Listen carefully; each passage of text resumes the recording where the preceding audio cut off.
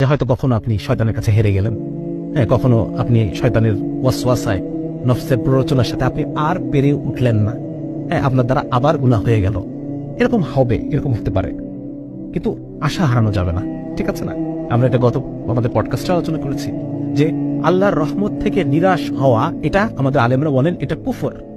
আল্লাহর রহমত থেকে নিরাশ হওয়া কুফর।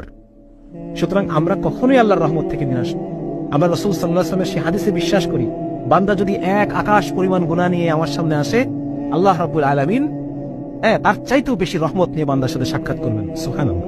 সুতরাং আমরা গুনাহ করতে করতে কখনোই আল্লাহর রহমতকে ক্রস করে যেতে পারবো না, ঠিক আছে না? আপনি যদি মনে করেন যে না, আমি তো জীবনে বহুবার তওবা করেছি, আমি আবার কেন তওবা করবো, আরে আমি তো গাদ্দার, বারবার আমি কথা দিয়ে কথা রাখি না, ঠিক আছে না? এরকম এই কথাটা শয়তানের পক্ষ থেকে।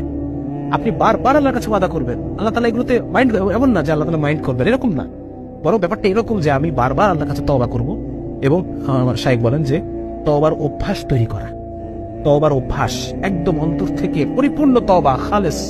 এমন না যে আমি তওবা করলাম কিন্তু মনের মধ্যে আছে যে আমি আবার গুনাহ করব, না, বরং প্রতিবার এক কঠিন তওবা আমার অন্তর মধ্যে থেকে আসবে, তাহলে পরে আল্লাহ রাব্বুল আলামিন আমাকে প্রতিবারই মাফ করবেন।